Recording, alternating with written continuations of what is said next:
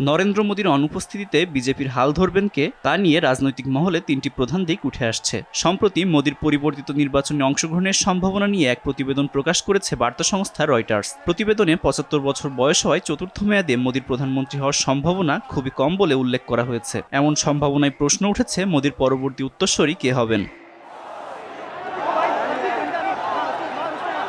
মোদীর দীর্ঘদিনের রাজনৈতিক সঙ্গী এবং ভারতের স্বরাষ্ট্রমন্ত্রী হিসেবে পরিচিত অমিত শাহ উত্তরসূরি হিসেবে তালিকার শীর্ষে রয়েছেন। এদিকে মহারাষ্ট্রের বর্তমান মুখ্যমন্ত্রী দেবেন্দ্র ফড়নবিশকেও বিজেপির পরবর্তী শক্তিশালী নেতা হিসেবে বিবেচনা করা হচ্ছে। অন্যদিকে রাহুল গান্ধী বা প্রিয়াঙ্কা গান্ধীর নেতৃত্বে কংগ্রেস পুনরায় সরকার গঠনের স্বপ্ন দেখছে। গত নির্বাচনেও বেশ শক্ত অবস্থানেই ছিল রাহুল গান্ধীর দল।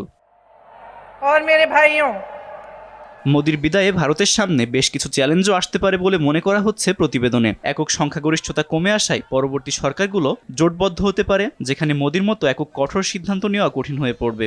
দুর্বল রাজনৈতিক নেতৃত্ব জনপ্রিয়তা ধরে রাখতে গিয়ে অর্থনীতির ক্ষতি করতে পারে এমন আশঙ্কাও করছে অনেক বিশ্লেষক। তবে পরবর্তী যে নেতায় আসুক না কেন তারা মোদীর সমপরিমাণ সমর্থন পাবেন কিনা তা নিয়ে রয়েছে বড় ধরনের সংশয়। নানা সমালোচনা থাকলেও মোদীর জনপ্রিয়তা অন্যান্য নেতাদের তুলনায় বেশ ভালো। দেশের অর্থনীতি বদলে দেওয়ার নীতি এবং ধর্মীয় আবেগকে সফলভাবে কাজে লাগানোই তার জনপ্রিয়তার প্রধান চাবিকাঠি বলে উল্লেখ করা হয়েছে। মোদীর বিদায়ে ভারতের রাজনীতিতে একটি বড় শূন্যতা তৈরি হতে পারে, বিশেষ করে বিজেপির অভ্যন্তরে ক্ষমতার দ্বন্দ্ব এবং জোট শরিকদের প্রভাব বৃদ্ধি পাওয়ার সম্ভাবনা রয়েছে। এমন পরিস্থিতিতে ভারতের ভবিষ্যৎ কোন দিকে যাচ্ছে তা জানতে অপেক্ষা করতে হবে ২০২৯ সালের সাধারণ নির্বাচন পর্যন্ত। আব্দুল মালেক, RTV।